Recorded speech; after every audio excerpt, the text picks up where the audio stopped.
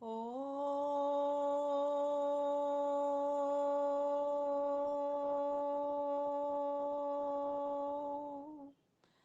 कयानश्चित्रा भुवदूती सदा वृदसखा कयाशचेष्टया वृता कयाशचेष्टया वृता ॐ कस्त्वा सत्यो मदानाम् मम हिष्टो मत्सदन्धसः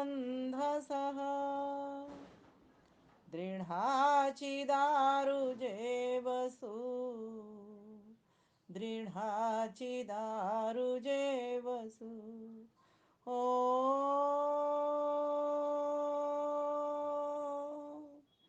अभीषुणसखीना मविता जरीणां जरितृणीनां शतं भवास्युतये शतं भवास्युतये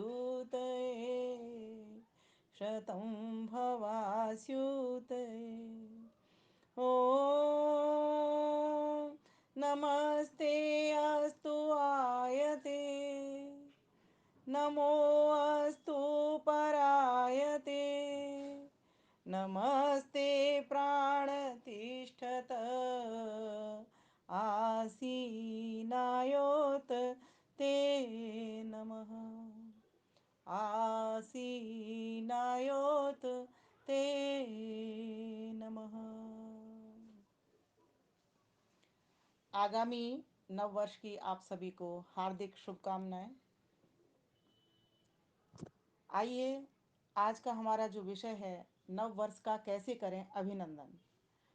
इस कार्यक्रम को बहुत ही सुंदर ढंग से संचालित कर रहे इस कार्यक्रम के सूत्रधार वैदिक प्रज्ञा व्याख्यान माला के संचालक महोदय जी, आदरणीय महेंद्र मुनि जी, आपको प्रणाम करती हूँ, नमन करती हूँ।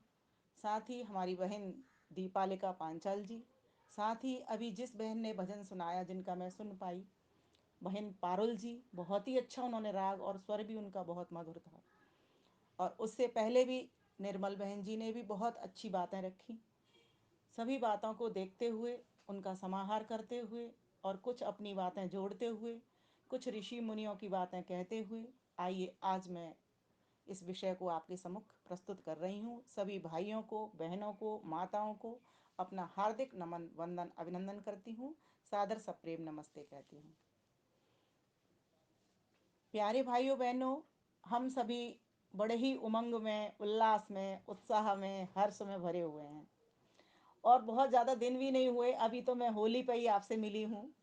और मुझे लगता है मेरा एक क्षण भी खराब ना हो, और मैं एक अपने प्रत्येक क्षण को इतना अच्छा कर लूँ कि जिससे सबका अच्छा क्षण हो जाए। मेरी ये भावना हमेशा बनी रहती है। और मैं चाहती हूँ कि आज मैं खाली हूँ, तो मैंने कहा आदरणीय मुनि जी से, और आदरणीय मुनि जी तो सहर्ष स्वीकार कर लेते हैं।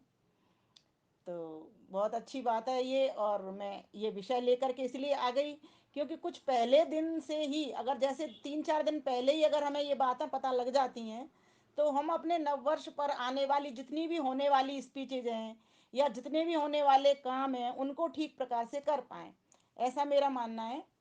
तो सभी को नई नई जानकारियां कराना, ये भी नववर्ष हमको सिखा रहा है कि हम सभी नई नई जानकारियां, वैसे ईश्वर के ज्ञान में तो कुछ नया होता नहीं है, वो स्वयं नया, उसका ज्ञान भी हमेशा नया रहने वाला है।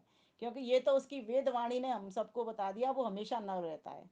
वो परमेश्वर सनातन है, उसकी वाणी भी सनातन है, वो कभी न अजर, कभी न वो जरती है अर्थात बूढ़ी होती है, न कभी वो पुरानी होती है, न कभी वो मरती है। वो सदैव विवाह रहती है उसकी वाणी। तो आइए, हमने आज उसकी वाणी से ही ये पाठ किया, 3 मंत्र जो कि मंगल होने के मंत्र हैं, वो बताए।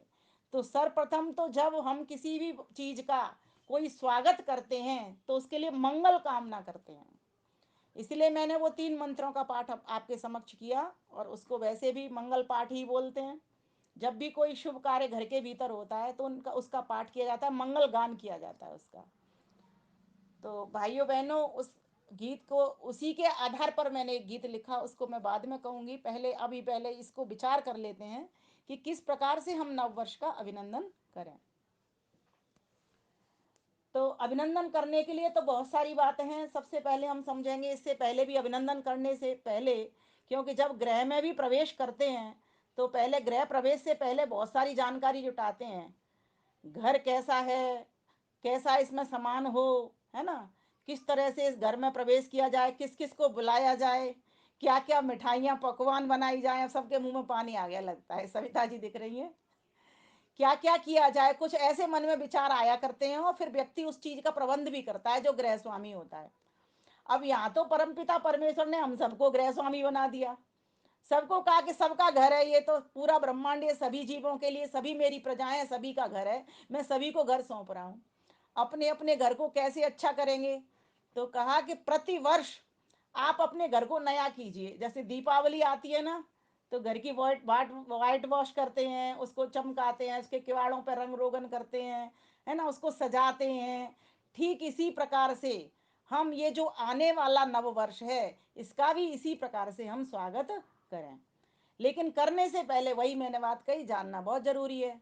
तो ये जो नव है, ये जो नव नव वर्ष है, वो नवरात्रियों के द्वारा मनाया जाता है, जैसा कि हम देखते हैं 9 दिन तक। और वो जो नव है उसका अर्थ नया भी होता है, नव का अर्थ नौ भी होता है। तो कहीं कहते हैं जब बड़ी जागृति लानी होती है समाज में, राष्ट्र में या परिवार में, है ना, तो जागृति जब लानी होती है, और 2 बार हम जागृति लाते हैं, क्योंकि 2 बार ही ऋतुओं में परिवर्तन बहुत बड़ा होता है प्रकृति में। एक तो वसंत ऋतु में होता है और एक शरद ऋतु में होता है।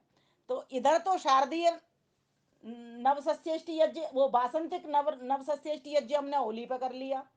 अब बासंतीय नवरात्र हम इन दिनों मनाना प्रारंभ करेंगे, नव वर्ष से 9 दिन तक ईश्वर की आराधना करेंगे, ईश्वर की उपासना करेंगे। क्यों क्यों करेंगे, ये मन में प्रश्न आ जाता है। तो इसलिए करेंगे क्योंकि 9 अर्थात नया, परमेश्वर नया है और हम भी नया होना चाहते हैं उसके साथ से, उसकी सन्निधि से। और हम भी उन नए कामों को हाथ में लें जिन कामों को ईश्वर ने हमको सौंपा हुआ है, लेकिन हम कर नहीं पा रहे हैं अपने आलस्य और अविद्या के कारण। तो ये जो नया वर्ष का जो साइकिल है, क्योंकि काल कभी मरता नहीं है, कभी बूढ़ा भी नहीं होता। वैशेषिक दर्शन में 6 अनाद पदार्थ कहे हैं। आप और हम सभी जानते हैं ईश्वर जी प्रकृति को, बस त्रैत को जानते हैं, लेकिन इसके बाद 3 पदार्थ और वहां पर अनादि कहे गए हैं, आकाश, काल और दिशा। काल भी कभी बूढ़ा नहीं होता, कभी मरता नहीं है, ये तो बहुत विक्रमशाली है। इसका मंत्र आता है ना, कालो अश्वो बहती सप्त रश्मि सहस्रो अजरो भूरि रेता तमारोहंत कवयो विपश्चित चक्रा भुवनानि विश्वा। कि जो काल का घोड़ा है दौड़ रहा है, कैसे दौड़ रहा है, किस तरह से दौड़ रहा है, बोले सहस्त्र होकर के दौड़ रहा है, शक्तिशाली होकर के दौड़ रहा है, अजरो अर्थात जो कभी बूढ़ा नहीं होता, इस प्रकार से दौड़ रहा है। और कौन लोग हैं जो इस समय के घोड़े को पकड़ लेते हैं, इसके ऊपर सवार हो जाते हैं, तो कहा तमारोहंत कवयो, उसके ऊपर कवि लोग, ज्ञानी लोग, विद्वान लोग, क्रांतिदर्शी लोग, योगी लोग, ध्यानी लोग, वे ही इस काल के घोड़े को पकड़ पाते हैं, अर्थात इसके ऊपर बैठ पाते हैं। और जिसको के कौन खींचे चला जा रहा है, ये काल रूपी घोड़ा इस संसार पूरे चक्र को खींचे हुए चला जा रहा है। चक्रा वो बनाने विश्वा, तो काल रूपी घोड़ा इस संसार रथ को खींच रहा है, इसको हम समझने वाले बने, इसको पकड़ने वाले बने। तो नव वर्ष के अंतर्गत प्रथम दिन जिस दिन होगा चैत्र शुक्ल प्रतिपदा, उस दिन से ही हम ये प्रारंभ अपना एक पहले एक नव संकल्प उठाएं कि आज से मैं एक नया काम कोई करूंगा। अभिनंदन करने का ढंग है, अब एक नया काम क्या करूंगा। सर्वप्रथम तो आप अपने बाह्य साधनों को नव करेंगे। आप जिस घर के भीतर रहते हो उसको नवीन करिए, उसमें नया ओम का ध्वज लगाइए ऊपर छत पर, उसमें नया स्टिकर लगाइए नमस्ते का हाथ जोड़ते हुए। पता लगे कि ये विभीषण का घर है, पता लगे ये आर्यों का घर है, ये पता लगना चाहिए। और सबसे पहले एक संकल्प तो ये हो गया कि आप अपने घर को सजाएंगे, और किस तरह सजाएंगे, ओम के भगवा ध्वज से सजाएंगे, पहला सबसे ऊपर ऊंची बिल्डिंग में। अब आप कहोगे हम तो 8-10 फ्लोर, मतलब हमारी तो छत सबसे ऊपर जाएगी, तो सबसे ऊपर ही तो लगानी है, सभी लोगों की रक्षा हो जाएगी जो आपकी बिल्डिंग के ऊपर रहते हैं, फर्स्ट पर हैं, सेकंड पर हैं, थर्ड पर हैं, आप परोपकार का कार्य भी कर रहे हो। तो इस प्रकार से ओम का ध्वज लगाएंगे। अपने दरवाजे पर नमस्ते का स्टिकर लगाएंगे। अगर आपके भीतर क्षमता है तो अपने पड़ोसियों के दरवाजों पर भी नमस्ते का स्टिकर लगाएंगे। अभी नव वर्ष के कैलेंडर्स भी आ जाएंगे जिसमें पूरी पूरी सूचना, कलयुग कितने वर्ष का, सतयुग कितने वर्ष का, द्वापर कितने वर्ष का, त्रेता युग कितने वर्ष का, कितने काल की चतुर्युगी होती है, ये सारा कुछ जिसके भीतर वर्णन मिलता है। कुछ लोगों पर 2080 के भी कैलेंडर्स रखे हुए होंगे, उनमें देख सकते हैं, ये पूरा विवरण दिया हुआ है। इसलिए मैं इसको बहुत अधिक नहीं खोलूंगी। वैसे 4,32,000 का कलयुग होता है और इसका जस्ट डबल 8,64,000 का कलयुग के बाद में वो द्वापर जो निकल गया, फिर उसे त्रेता, त्रेता में और 4,32,000 जोड़ दो तो 12 लाख के आसपास आ जाता है। और उसके बाद में फिर 4 वर्ष जोड़ दो तो लगभग 17 लाख के आसपास सतयुग का काल आ जाता है। इस प्रकार से ये, और इनको सबको जोड़ दो तो एक चतुर्युगी बन जाती है। इन चतुर्युगों की फिर बहुत सारा काल और बन जाता। तो इस प्रकार से हम संवत्सरों की अपनी गणना करते आ रहे हैं। कैसे करते आ रहे हैं? अपने संकल्प पाठों के माध्यम से। नित्य प्रति जब यज्ञ करते हैं तो एक संकल्प पढ़ते हैं, वो एक अलग बात है। आज हम नहीं पढ़ रहे तो वैसा ही ज्ञान हमारा अधूरा रहता है, हमको पता नहीं चल पाता कौन सा पक्ष चल रहा है, कौन सा मास चल रहा है, कौन सी तिथि चल रही है, और इसको समझना बहुत जरूरी है। इसलिए संकल्प पाठ ने इस आदित्य को, इन 12 मास को सुरक्षित किया हुआ है और आज महती आवश्यकता है। तो सर्वप्रथम जब अभिनंदन करेंगे तो ये संकल्प लेंगे कि मैं संकल्प पाठ रोज पढ़ूंगा। मैं आगे की बात ही नहीं कहती, मैं संकल्प पाठ पढ़ करके ही यज्ञ करूंगा। किसी पर सुविधा है भौतिक यज्ञ करने की, द्रव्य यज्ञ करने की, वैसे करे, नहीं तो मानसिक यज्ञ तो वो करे ही करे। यात्रा में होता है, व्यक्ति बीमार होता है या कोई और घर में परिस्थिति होती है, स्थितियां निर्माण होती हैं, तो वो ये संकल्प उठाए कि मैं अगर शारीरिक नहीं कर पा रहा, द्रव्य यज्ञ नहीं कर पा रहा, तो मैं अपना आत्म यज्ञ तो मैं अवश्य ही अवश्य करूंगा। चूंकि ये आर्य मंच है अपना, तो यहाँ पर तो सभी नित्य यज्ञ करते होंगे, और नहीं करते तो वह संकल्प उठा सकते हैं कि जैसे ही नव वर्ष आएगा प्रथम दिन से ही मैं यज्ञों पर आ जाऊंगा और यज्ञ करना प्रारंभ कर दूंगा। ओम का ध्वज अपने घर में भी लगाऊंगा और पड़ोसियों में भी बांटूंगा, वहां पर भी मैं ओम के ध्वज लगाऊंगा। और क्या करूंगा? यज्ञ करूंगा, नमस्ते लगाऊंगा, ओम का ध्वज लगाऊंगा। और क्या करूंगा घर में? और बहुत सारे काम मैंने कम से कम नहीं तो 20 पॉइंट इसके लिए लिखे हैं। गाड़ियों में, घरों में, व्यावसायिक प्रतिष्ठानों में, सार्वजनिक स्थानों पर, मंदिरों में, पार्कों में इत्यादि सभी स्थानों पर भगवा ध्वज लगाऊंगा। सिर्फ अपने घर में ही भगवा ध्वज, अपने घर को ही सुरक्षित नहीं करूंगा, सभी जगहों में मैं भगवा ध्वज लगाऊंगा। सभी जगह झंडियां लगा करके मैं स्वागत करूंगा और लोगों से करवाऊंगा। और तोरण द्वार आम के पत्तों से घर को सजाऊंगा। गृह प्रवेश करते हैं तो क्या लगाते हैं सविता जी? क्या लगाते हैं? आम के पत्ते। क्यों लगाते हैं आम के पत्ते बताओ? क्योंकि वो पतझड़ में भी वृक्ष नहीं सूखता है और उसमें जो मीठे मीठे फल रस निकलते हैं वो हमें मधुरता की शिक्षा देते हैं। मद मन में निक्रमण, मद मन में परायणम, वाचा वदामि वद मद भूया मद संदृश। मधुर मिलन विछूड़न मधुर, बोली मधुर व्यवहार, मधुर बने मधु संदृश, मधुमेह हो संसार, विमल कहे मधुमेह हो संसार। इसीलिए मैं अपने दरवाजे के ऊपर तोरण द्वार लगाऊंगा, आम के पत्तों का तोरण द्वार लगाऊंगा। और जगह जगह पर होर्डिंग और बैनर। जिस दिन हमने ये काम कर दिया उस दिन जनवरी को कोई नहीं मनाएगा। उस जानवरी को कोई नहीं मनाएगा। सभी क्या मनाएंगे? अपना चैत्र शुक्ल प्रतिपदा मनाएंगे, जो मनुष्यों की चीज है, जो ईश्वर ने संदेश दिया है। और क्या करूंगा मैं? सूर्य की उपासना करूंगा। अब सूर्य की उपासना उपासना कैसे होगी? सूर्य के समीप आप कैसे होगे? सूर्य को तो आप पकड़ नहीं सकते, सूर्य को आप धूप में देख भी नहीं सकते, तो कैसे उपासना होगी? यज्ञ करके होगी। सूर्य का नमस्कार, सूर्य की आहुति लगा करके यज्ञ करके होगा होगा होगा। लोगों को मैं कहती बड़ी अच्छी विधि दे दी। अग्नि क्या है? सूर्य का ही तो अंश है। पृथ्वी का देवता अग्नि, अंतरिक्ष के दो देवता कौन कौन से हैं? विद्युत और वायु। और द्युलोक का देवता कौन सा है? सूर्य। और जो सूर्य है वही हम अग्नि के रूप में, यज्ञ के रूप में अपनी पृथ्वी पर नमस्कार कर सकते हैं, उसकी उपासना कर सकते हैं। तो ये संकल्प मैं जरूर लूंगा, क्योंकि ये चक्र है जो साइकिल चल रही है ना, ये सूर्य के कारण चल रही है। सूर्य के कारण ही पृथ्वी या सूर्य के कारण ही चंद्रमा चमकता है। सूर्य के कारण ही अग्नि के माध्यम से हम पृथ्वी पर भी चमक लेते हैं और सूर्य की भी चमक लेते हैं, रोशनी लेते हैं, ताप लेते हैं, बहुत सारा कुछ लेते हैं उससे हम।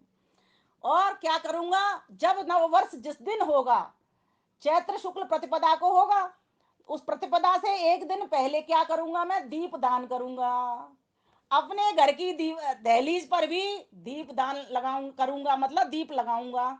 औरों के पड़ोसियों के घरों पर भी मैं दीप दान की प्रेरणा करूंगा। अगर मुझ में क्षमता है, जिनके घर दिए नहीं जले उनके घर भी दिए जलाऊंगा जा करके।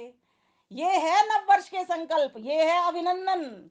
हम अभिनंदन करेंगे, गीत खूब गाएंगे, प्रवचन भी कर लेंगे, सब कुछ करेंगे, हलवा पूड़ी भी खाएंगे, मिठाई भी खाएंगे, सब कुछ कर लेंगे, अपनी सेवक को सेविका को भी दे लेंगे।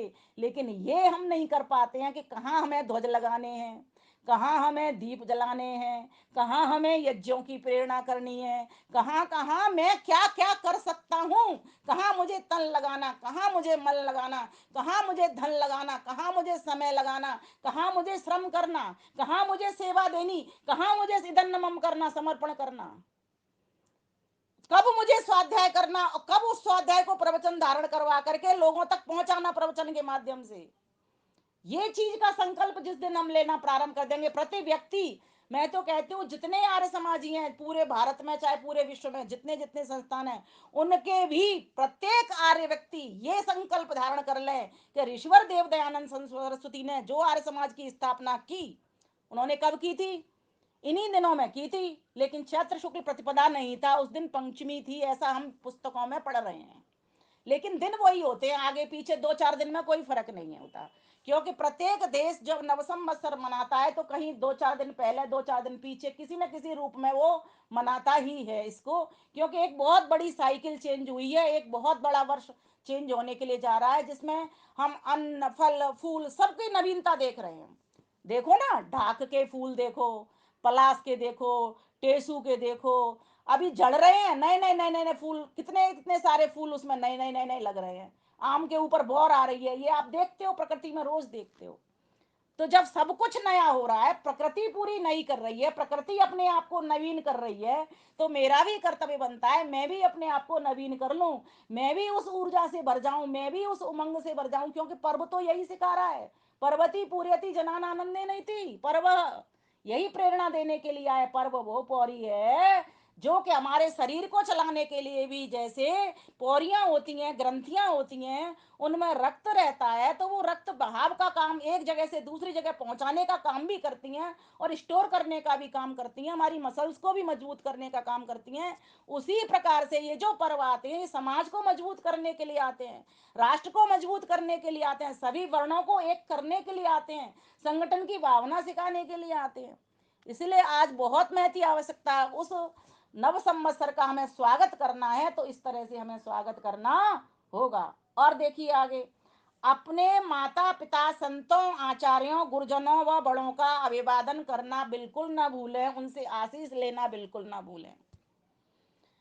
उस दिन ये संकल्प करेंगे कि मैं आज से नित्य प्रति अपनी गुरु चरणों की वंदना, अपने माता जिनसे जहां से मुझे ज्ञान मिल रहा, जहां से मुझे शक्ति मिल रही, सर्वप्रथम तो सबसे बड़ा गुरु परम पिता परमेश्वर, जिससे ज्ञान भी मिलता, शक्ति भी मिलती, जिससे आनंद भी मिलता। लेकिन उसके बाद माता पिता गुरुजन सबसे बड़े होते हैं, मतलब दूसरे नंबर पे होते हैं। और तीसरे नंबर पर हमारे मित्र रिश्तेदार, उनसे भी हमें बहुत बड़ा ज्ञान मिलता है। चौथे नंबर पर आप और हम होते हैं, जिनके द्वारा हम प्रवचन और स्वाध्याय के माध्यम से बहुत कुछ ज्ञान लेते हैं और बहुत कुछ काम करने के लिए प्रेरणा भी प्राप्त करते हैं। तो इनका वंदन अवश्य करना, भूल मत जाना इनको बिल्कुल भी, किसी भी हालत में। और आगे देखिए, बलवैश्व देव यज्ञ की भावना हर घर के भीतर बैठ जानी चाहिए।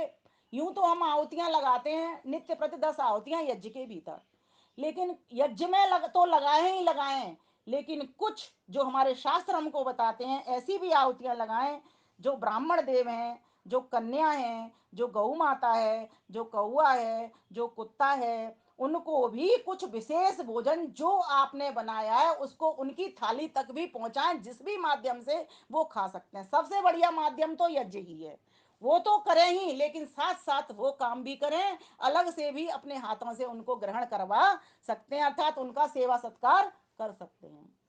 और कैसे करें, सबसे पहले जब आप उठेंगे तो क्या करेंगे सविता जी? क्या करेंगे? दांतों में मंजन, आंखों में अंजन, चरणों में बंधन, है ना? तब होगा अभिनंदन नव वर्ष का, है ना? गरीबों, पीड़ितों, रोगग्रस्त व्यक्तियों की सहायता का संकल्प लेंगे। आज से मैं सिर्फ अपने ऊपर ही ध्यान नहीं दूंगा, आज से मैं दुखियों के पास भी चल करके पहुंचूंगा। अगर कोई मेरे दरवाजे पर आया है, चाहे वो अतिथि आया है, चाहे वो दीन दुखी आया है, बेईमान व्यक्ति नहीं, ये तो आप सभी जानते हो, परमेश्वर ने बुद्धि दी है, वो कभी भी अतिथि नहीं होता। हाँ, जो धार्मिक हैं, संत हैं, महात्मा हैं, जितेंद्रिय हैं, सदाचारी हैं, जो अतिथि हैं उनका भी मैं यज्ञ नित्य प्रति किया करूंगा। अगर घर में अतिथि नहीं आता, तो कभी कोई अतिथि इस तरफ आया है आपको पता चला है, तो मैं घर पर भी अगर मेरे पास समय है तो मैं जरूर उसकी सेवा और सत्कार करूंगा। ये भी संकल्प आप ले सकते हैं।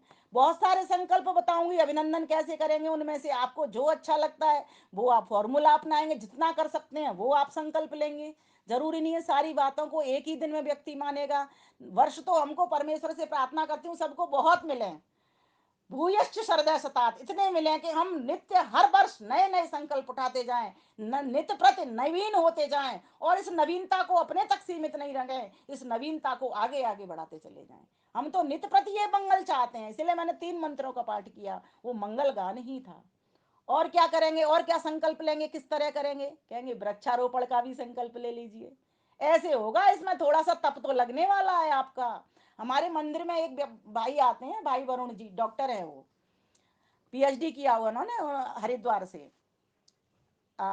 तो वो क्या क्या करते हैं, पहले तो वो जाते हैं वृक्षों को पानी देने, स्वयं ही उन्होंने वृक्ष लगाए, हमको ले गए थे, और स्वयं ही वो नित्य प्रति वहां पर पानी देते हैं, कैन अपने साथ रखते हैं पीठ पे, पानी डाल के आते हैं पानी उसमें पौधों में, फिर उसके बाद में यज्ञ में बैठते हैं। यज्ञ हालांकि उनको पूरा नहीं मिल पाता, तो मैंने कहा भैया आप पूरा तो नहीं कर पाते हैं, थोड़ा पूरा करेंगे तो ज्यादा लाभ मिलेगा। तो कह रहे मैं समझता हूँ इस बात को, लेकिन मुझे 9 बजे ऑफिस निकलना है। अब ऑफिस निकलना है, उसी में मुझे पानी भी देना है, पौधों की रखवाली भी करनी है, और यज्ञ भी करना है, और नहा धो के तैयार होकर के मुझे जाना भी है।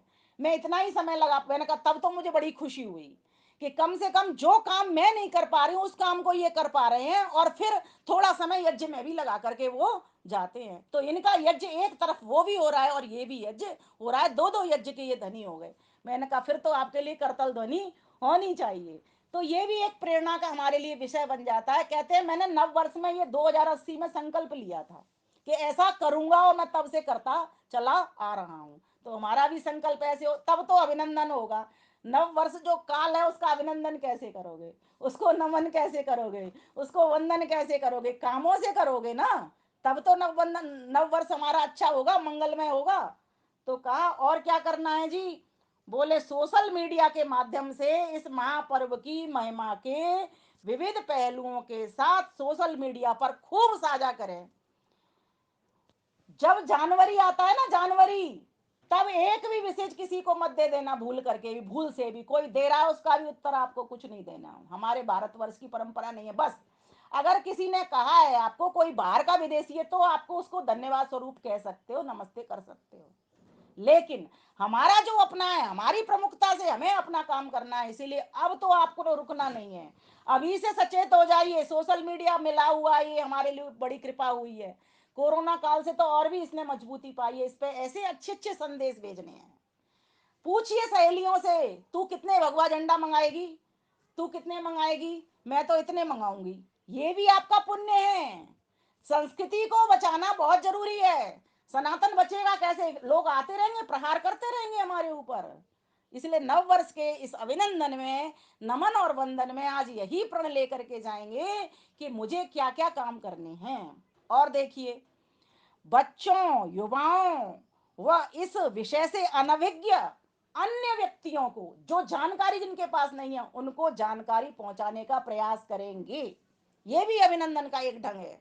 और अपना हर्ष साहित्य, वेद, वेदानुकूल ग्रंथ और ऋषि महर्षियों द्वारा लिखे हुए ग्रंथ, इनका खूब प्रदान करेंगे, इनको खूब इनका दान करेंगे। जितना हो सकता है ऐसी जगह पर पहुंच करके जाएंगे जहां बिल्कुल लाइट नहीं पहुंची है।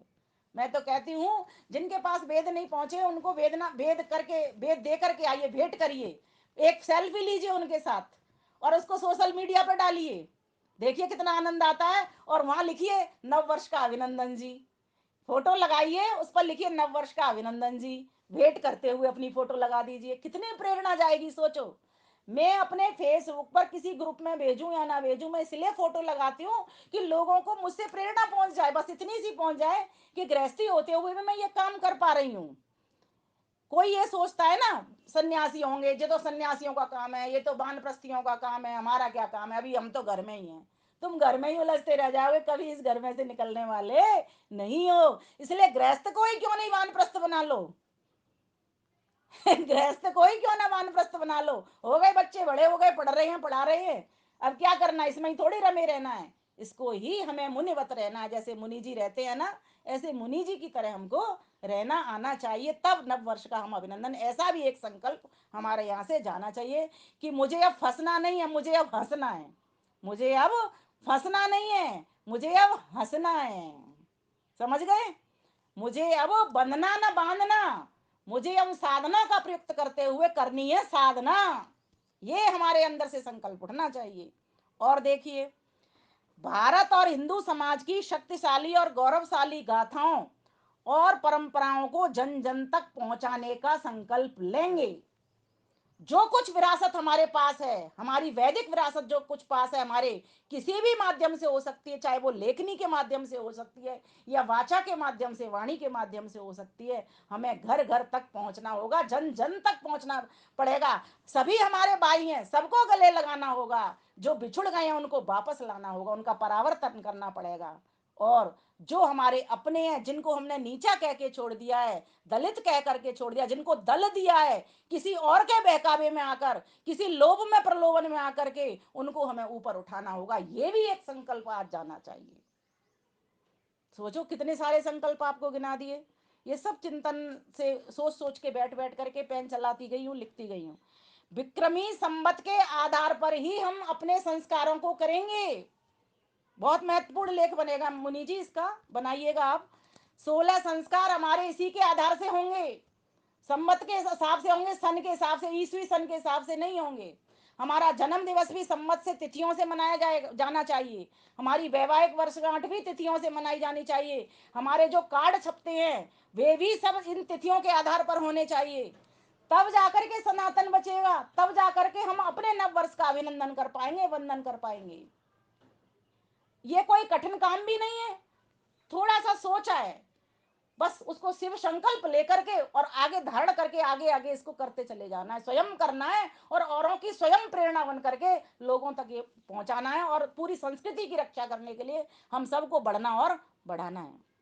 अब और देखिए, यथासंभव नव वर्ष में नवीन वस्त्र, नव संकल्प, नव कार्य अवश्य करने की हमें प्रेरणा अपने स्वाध्याय प्रवचन के साथ साथ करनी चाहिए।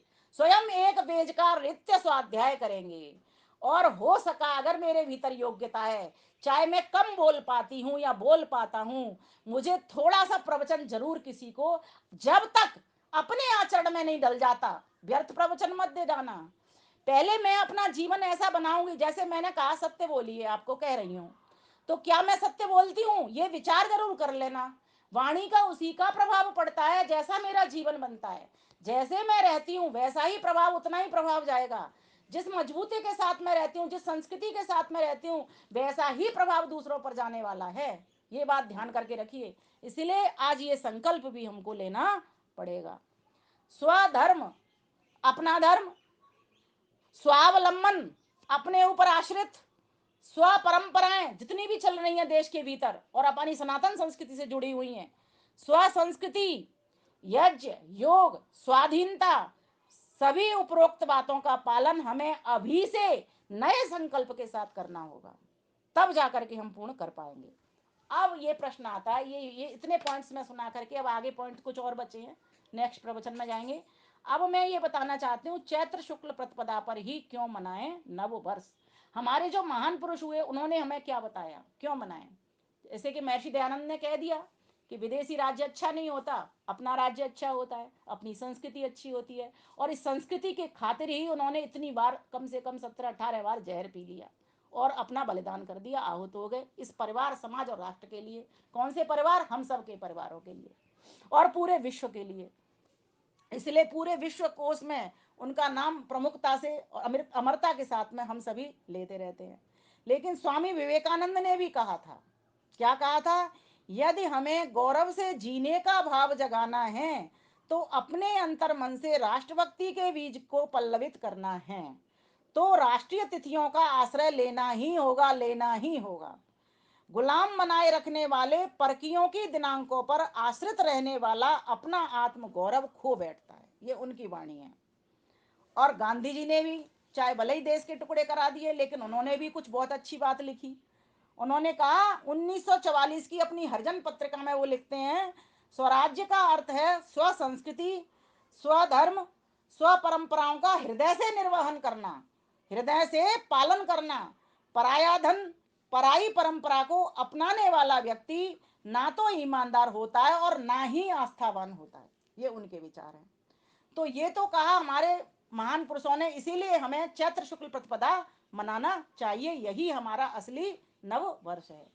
अब उस नव वर्ष के दिन बहुत सारे काम ऐसे हुए जिनसे कि हमारा इतिहास भी जुड़ा, प्रकृति भी जुड़ी और हमारी सृष्टि भी हुई। मानव का भी दिन है और सृष्टि का भी दिन है, वेद का भी दिन है। इसीलिए ही इन्हीं दिनों जब हम सब कुछ नया नया होते देखते हैं तो परमेश्वर ने हमारा भी जन्म, न जब सर्दी हो न जब गर्मी हो। सर्दी में भगवान बना देता, कौन हमारे लिए स्वेटर बन के देता बताओ? भगवान हमें गर्मी में बना देता, कौन एसी लगा करके देता हमें बताओ? ईश्वर ने समशीतोष्ण ऋतु में हमारा जन्म दिया कि मेरे बच्चों को ठंड नहीं लगनी चाहिए। ऐसी जगत जननी माँ, ऐसी रक्षक माँ ने हमको जन्म कब दिया? इन्हीं दिनों में दिया। और ऐसे ही नहीं छोड़ दिया, वेद का ज्ञान भी साथ साथ दे दिया, क्योंकि ईश्वर के कार्य में कोई देरी नहीं है। कुछ लोग कहते हैं सृष्टि इतने समय बची, आदमी तब हुआ, वेद का ज्ञान तब मिला, सबके अलग अलग वर्षों में आकलन कर दिया। वो परम पिता परमेश्वर जो सर्वज्ञ है, सर्वशक्तिमान है, अपने काम की किसी से सहायता नहीं लेता, ना उसके ज्ञान में कोई न्यूनता है, सदैव उसका ज्ञान एक रस होकर के सभी के न्याय कर्मों के अनुसार वो काम करने वाला ऐसा परम पिता परमेश्वर, उसने जब सृष्टि रचाई तब वो इन्हीं दिनों में बनाई और इन्हीं दिनों में वेद का ज्ञान भी दिया मानव बना करके, क्योंकि पशु पक्षियों को तो वो ज्ञान आ नहीं सकता, मनुष्य को वो ज्ञान आ, तो सभी मनुष्यों के हृदय के भीतर नत्थी कर दिया। अब आपका प्रश्न ये होगा फिर हमको दिखाई क्यों नहीं देता? इसलिए देता, अविद्या में लिपटा पड़ा है ना, अविद्या की दीवाल है, दीवाल के उस पार हम देख नहीं सकते। इंद्रियों के हिलने डुलने से भी हम नहीं देख सकते। इंद्रियां हिलती डुलती हैं ना, मन हिलता डुलता है, अस्थिर रहता है, तब भी हमको ये समझ नहीं आता कुछ भी। इसीलिए ये बहुत बड़ा विषय है, ज्ञान का विषय है, दर्शन का विषय है। इसको मैं अगले कभी सत्र में ले लूंगी। अभी बस इतनी सी बात बताना चाहती हूँ। इस काल में आपने एक और चीज देखी होगी, पक्षियों को नव पंख मिलते हैं। पुराने पंख झड़ जाते हैं, नए नए पंख उनके भी आ जाते हैं। पशुओं को भी नई रोमावली आ जाती है, अर्थात उनके भी रोम रोम खड़े हो जाते हैं। पशुओं के भी, सबके साथ में हो रहा है ऐसा। स्त्री पुरुषों को भी काम भावना बढ़ जाती है, सृष्टि सृजन की शक्ति मिल जाती है। ये सब कुछ ईश्वर ने बनाया हुआ है। ईश्वर ने ही ये भाव भी हमें दिए, डाल दिए हमारे भीतर। सृष्टि सृजन के लिए बहुत अच्छे दिन है ये। और कहा ये मौसम बिल्कुल मधुरता से भरा हुआ है। मधुबाता रितायते, हम मंत्र बोलते हैं ना, बसंत ऋतु में जब बसंत ऋतु आई थी तब हमने इन मंत्रों का पाठ किया था सभी का। ये बसंत ऋतु के मंत्र स्वामी जी ने दिए हुए हैं आर्य पर पद्धति के भीतर, वहां पर आप देख सकते हैं। और सृष्टि संमत के साथ साथ युधिष्ठिर संमत भी है। युधिष्ठिर का भी राज्याभिषेक हुआ, विक्रमादित्य का भी राज्याभिषेक हुआ, इसीलिए हम विक्रमी संमत भी मनाते हैं। 2081 अब हमारा उसमें प्रवेश कर रहे हैं, 80 हमारा खत्म हो रहा है। वित्तीय वर्ष भी धन वालों का, जो लेखा जोखा रखते हैं, व्यापारी वर्ग होता है, उनका वित्तीय वर्ष भी, वे भी जो अपनी गणना करते हैं रुपए पैसों की, वो भी अप्रैल से शुरू होता है। नया बजट सत्र भी इसी मास में शुरू होता है। इसीलिए इसको क्या कहते हैं, आर्थिक उतार चढ़ाव का नव वर्ष भी यही माना जाता है, क्योंकि उसमें देखता है व्यक्ति मुझे कितनी प्रॉफिट हुई, कितना मेरा लॉस हुआ, क्या हुआ। और विद्यालय एवं गुरुकुलों की परीक्षाएं भी इसी मास में देखी जाती हैं। कुछ में चल रहे हैं और कुछ में हो चुकी हैं। वो काल यही रहता है, थोड़ा आगे पीछे बस। वो अपने अपने स्कूल का अपना अपना नियम हो जाता है, विद्यालय का, वो एक अलग बात है। लेकिन गुरुकुलों में जो परंपरा रही वो यही परंपरा है। और अधिकतर आर्य समाजें भी वार्षिकोत्सव ऋषि लंगर इन्हीं दिनों में करती हैं। वो एक अलग बात है। आज व्यक्ति अपने हिसाब से देख रहा होता है, तो आगे पीछे कभी किसी को जब लगा अनुकूल तब वो कर लेता है। लेकिन क्यों? क्योंकि आपसी संगठन बढ़ाने के लिए ऋषि दयानंद ने जो नियम दिए 10, वो नियम तभी फॉलो होंगे जब हम एक साथ बैठेंगे, संगठन में आएंगे, एक दूसरे को प्यार करेंगे, एक दूसरे के साथ यथायोग्य व्यवहार करेंगे, परस्पर स्नेह को बढ़ाएंगे, प्रीति को बढ़ाएंगे, सेवा को बढ़ाएंगे, समर्पण को बढ़ाएंगे। तो ये सब संकल्प लेने के लिए ही है इसे। और कब लेने हैं? इन्हीं दिनों में लेने हैं, क्योंकि हम नए होने के लिए जा रहे हैं। नवीन संकल्प उठे हमारे, नवीन कार्यों में हम लगे, नवीन योजनाएं हमारी आए, जिससे हम सबकी उन्नति परस्पर होती रहे। और कहा जाता है पहले अंग्रेज जाति भी मार्च मास में सृष्टि में मार्च करना मानती थी। आना जाना चलो चरई बहती चरई देती। अतः अप्रैल में ही नया वर्ष आरंभ किया जाता था। उसके पश्चात अप्रैल मई जून जुलाई का कोई अर्थ तो था ही। फिर 7वें मास को वो सितंबर कहने लग गए। सप्त नंबर पे, अष्ट नंबर पे उनका अक्टूबर हो गया, 9 नंबर पे उनका दिसंबर क्या हो गया, नवंबर हो गया, और 10 नंबर पे उनका दिसंबर हो गया। इस प्रकार से वो भी आंकलन करते चले गए। लेकिन उनका दिसंबर अंतिम हो गया और हमारा फागुन क्या हो गया, अंतिम मास रहा, जो तिथियों के अनुसार, काल गणना के अनुसार ठीक रहा।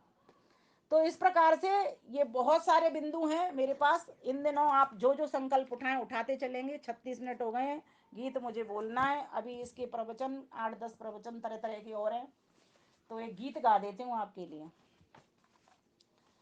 मंगल मंगल होए जगत में सबका मंगल होए रे। मंगल मंगल होए जगत में सबका मंगल होए रे। इस धरती के हर प्राणी का मंगल मंगल होए रे। मन मन में गुनगुनाते रहिए, जो लिख रहे हैं लिखते रहिए। इस धरती के हर प्राणी का मंगल मंगल होए रे। कहीं क्लेश का लेश रहे ना, दुख कहीं ना होए रे। मन में चिंता भय न सतावे, रोग शोक ना होए रे। नहीं बैर अभिमान हो मन में, क्षोभ कहीं ना होए रे। मैत्री प्रेम का भाव रहे नित, मन मंगलमय होए रे। मंगल मंगल होए जगत में सबका मंगल होए रे। इस धरती के हर प्राणी का मंगल मंगल होए रे। मन का सब संताप मिटे और अंतर उज्ज्वल होए रे। मन का सब संताप मिटे और अंतर उज्ज्वल होए रे। राग द्वेष और मोह मिट जावे, आत्मा निर्मल होए रे। सबका मंगल गान करें, सब पापों का क्षय होए रे। इस धरती के हर प्राणी का मंगल मंगल होए रे। मंगल मंगल होए जगत में सबका मंगल होए रे। हाथ जोड़िए अपने दोनों। प्रभु हो मंगल सब हो मंगल, धर्म सुमंगल होए रे। प्रभु हो मंगल सब हो मंगल, धर्म सुमंगल होए रे। मात पिता का जीवन मंगल, परिजन मंगल होए रे। मंगल मंगल होए जगत में सबका मंगल होए रे। इस धरती के हर प्राणी का मंगल मंगल होए रे। जन का मंगल गण का मंगल मन का मंगल होए रे। राजा प्रजा सभी का मंगल धरा का मंगल होए रे। मंगल मंगल होए जगत में सबका मंगल होए रे। इस धरती पर हर प्राणी का मंगल मंगल होए रे। मंगलमय हो प्रात हमारा। ओ प्रातरिंद्रम प्रातरग्निम प्रातरिंद्रम हवामय प्रातर मित्रा वरुण प्रातर स्विना प्रातर भगम पूषणम ब्रह्मणस्पतिम प्रातः सोमम उत रुद्रम हुवेम। वाह वाह वाह। मंगलमय हो प्रात हमारा रात सुमंगल होए रे। वे जीवन के हर क्षण हर पल की बात सुमंगल होए रे। घर घर मंगल छा जावे फिर जन जन मंगल होए रे। इस घर में मंगल छा जावे जन जन मंगल होए रे। इस धरती का कण कण पावन और सुमंगल होए रे। मंगल मंगल होए जगत में सब कुछ मंगल होए रे। इस धरती के हर प्राणी का विमल सुमंगल होए रे। विमल सुमंगल होए रे। विमल सुमंगल होए रे। प्यारे भाइयों बहनों, हम इस नव वर्ष के दिन जब आ जाए ना, उससे एक दिन पहले एक संकल्प और ले लेना। मैं एक माला गायत्री की शाम को और एक माला उठते के साथ गायत्री की सुबह भोर वेला में अवश्य करूंगा। ऐसी सद्बुद्धि आएगी, ऐसी शक्ति आएगी, ऐसा ज्ञान विज्ञान भर जाएगा। वाणी की कुशलता तो बहुत दूर की बात है, अंतर की कुशलता आपकी उस परमेश्वर से जोड़ देगी आपको। लेकिन करना अर्थ सहित तज्जप तदर्थ भावनम, भावना उठा करके बस ये संकल्प जरूर लेना ना, परमेश्वर की छत्र छाया आप सभी के ऊपर बनी रहे। ऐसी में मंगल प्रार्थना, हार्दिक शुभकामनाएं आप सभी को आगामी चैत्र शुक्ल प्रतिपदा के लिए प्रेषित करती हूँ। परमात्मा आप सभी का मंगल करे। ओम शांति, ओम शम। धन्यवाद मुनि जी, आपका बहुत बहुत धन्यवाद मुझे अपना मंच प्रेषित करने के लिए।